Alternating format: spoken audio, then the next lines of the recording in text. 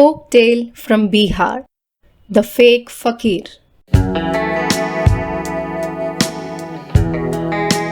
A huge banyan stood outside the walls of the palace. One day, a man was seen sitting cross-legged and meditating. What was strange about him was he was clean shaven and looked handsome. He was seen from morn till night, eyes always closed. Some passers-by stood gaping for a while and went away. Some others were attracted by his handsome looks and sat down in the hope he might utter words of wisdom. They would not dare attempt to speak to him. After some time, they too would get up and go away, but not before placing some coins before him. The coins remained there, attracting more offerings. People never saw him eat or drink, so they took him to be a fakir. When the night became dark, he would be joined by his disciples. He ate and drank whatever they would have brought and leave the place quietly to carry out their job thieving.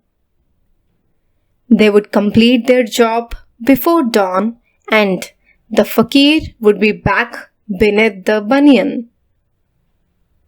Before long, the king came to know about the holy man outside the palace walls and wanted to meet him. He came alone except for a single bodyguard who, on the orders of the king, woke him up. "O Holy One, the king is here to see you." The fakir slowly opened his eyes and straightway blessed him. "Son, may you live long." The king folded his hands and said, "Please come to my palace. I shall arrange for your stay. You can meditate in peace. Nobody would disturb you." "I'll be pleased to come, but on condition that you won't object to my disciples staying with me. When the place is ready, inform me, and we shall then move in." The king ordered that a hut be put up, but with all comforts. When it was ready, the king's bodyguard went to the fakir, who told him he would move in after it got dark, and his disciples joined him. "Please tell your king that he could meet me tomorrow morning." When the fakir and his 3 disciples went to the palace at night, the bodyguard was at the gates to receive them. He told the gatekeepers to allow the fakir or any of his disciples if ever they wished to go out of the palace.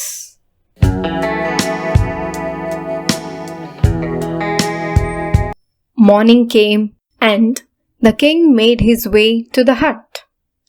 The fakir was sitting cross-legged and in deep meditation. The king sat down in front of the fakir. One of the disciples went up and touched the fakir on his shoulders, and he opened his eyes. The king asked him, "O holy man, I hope the hut is comfortable." The fakir solemnly asked, "Son, how shall I reward you?" "O Holy One, please bless me so that I shall have a son to succeed me," said the king. "Your wish has been heard by the Almighty," said the fakir before closing his eyes.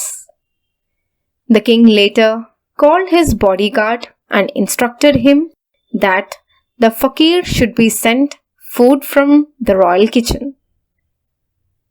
At the end of the day, the king was informed that the fakir had sent back the food whenever it was taken, The king believed that the fakir possessed strange powers to go without food and drink. When people were told that the king had given him shelter in the palace, at first they hesitated to go inside, but by and by they found that they could freely get in and pay their obeisance to the fakir. However, he remained eyes closed and would not open his mouth, even when they tried to say something. The only difference was whatever offerings, coins, fruits they made disappeared. It so happened the king's only daughter very much wished to meet the fakir. However, her maids did not encourage her, as they had instructions from the queen not to stray away from the palace except the royal gardens. The princess nourished the hope that he might tell her who would marry her. Perhaps he might even help her to have a vision of her prospective husband.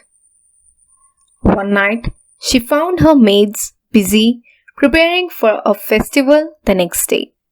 She quietly made her way to the hut. Her heart beat fast when she stood face to face with the fakir. He merely said, "Come in. Considering the time of your visit, I guess you're someone from the palace." "I'm Princess Malavika," replied the princess. "I'm honored. How shall I please you, O fair maiden?" "I have a request. I would like you to tell me which prince would marry me. Could I have a vision of that prince if you have the powers?" The fakir closed his eyes, but only for a short while. He put on a broad smile. "Am I not handsome enough to be your husband? When you marry me, I shall naturally become a prince." The princess was aghast when he endearingly caught her hand. She had least expected such a behavior from a holy man. She realized that she had been foolish in seeking blessings from him. She hurried to come out of the fakir's hut. Meanwhile, the fakir was pleading, "Oh princess, don't go away." The princess did not stay back to listen to the fakir's pleadings. He wanted to stop her from running away.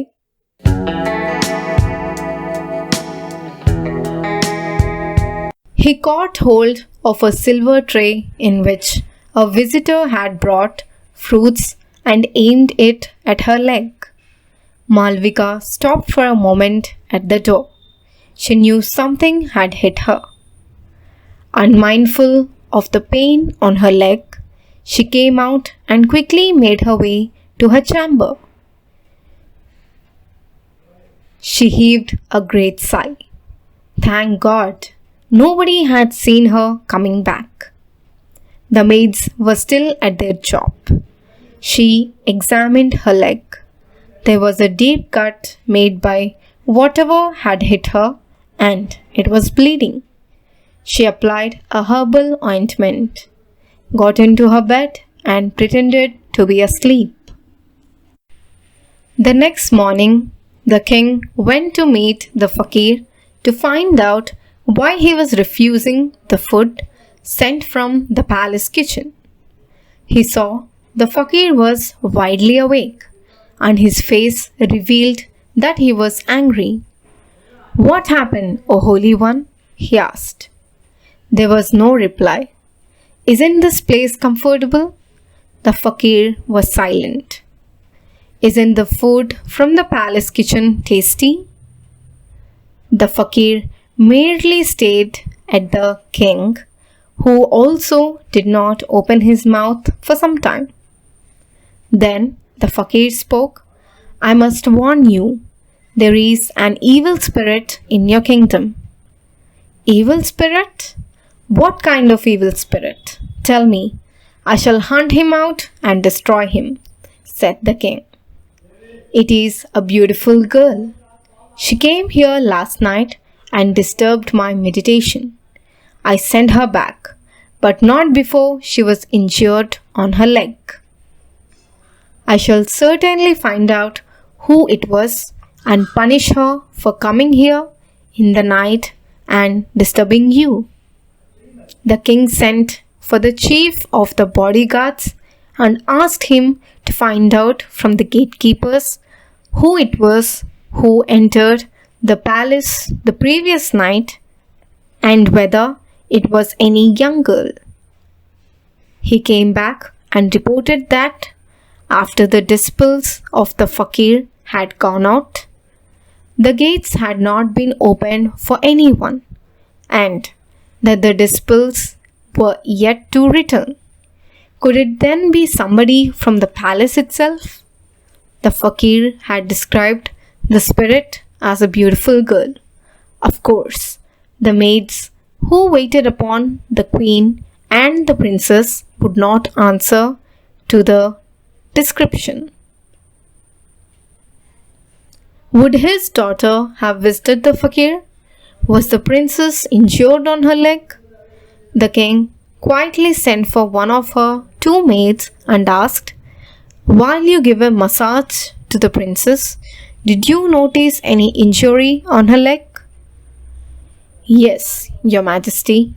We had noticed a scar on the princess' ankle, and she was complaining of pain.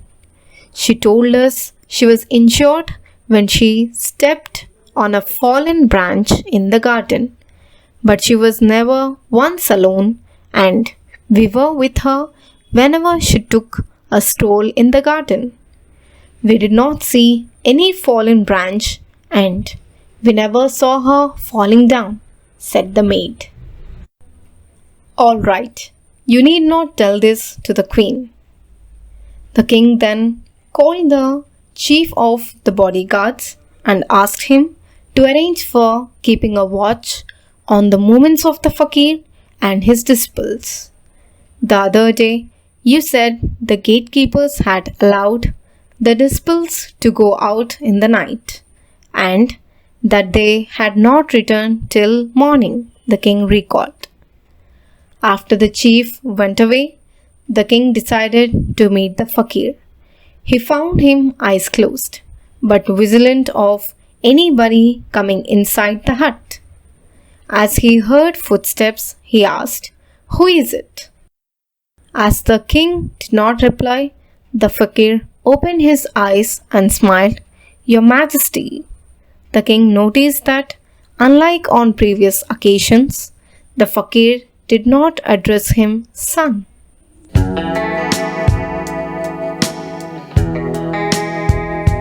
Have you caught the evil spirit? We have not caught her, but we have almost identified her.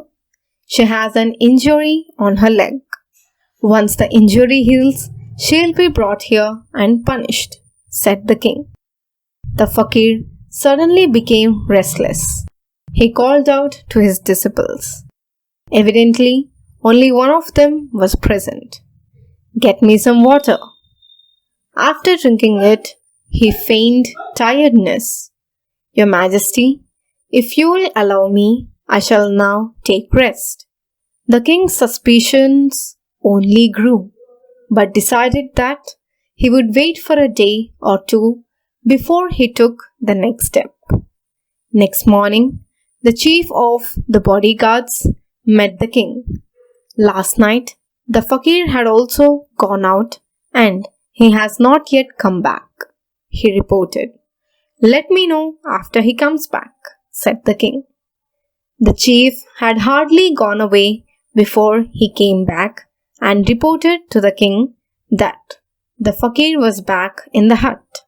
"We shall go to him," said the king.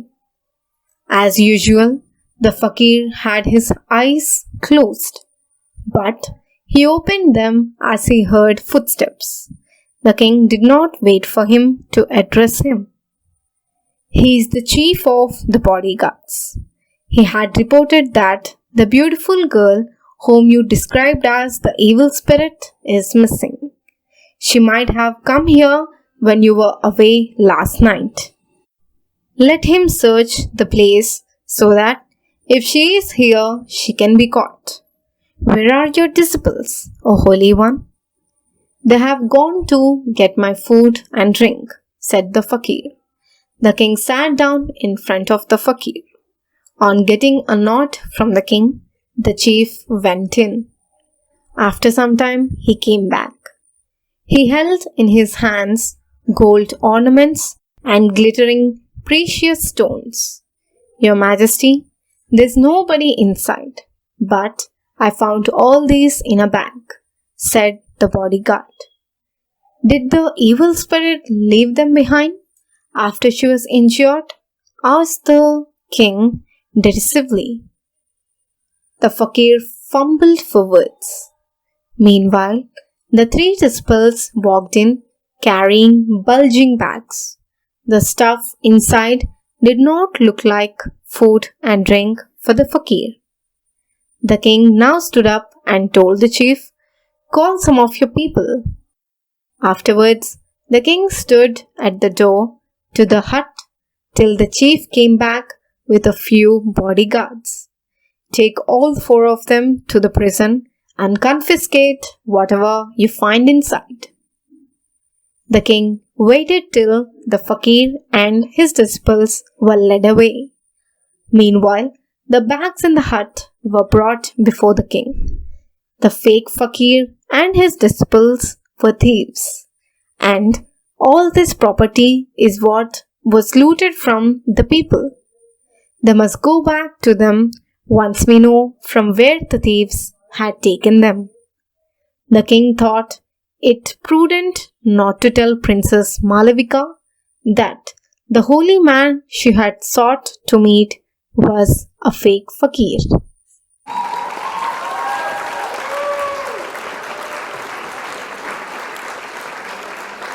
Dhanyavad. Thank you. If you like this video, do like, subscribe and share. See you in the next one. Bye bye.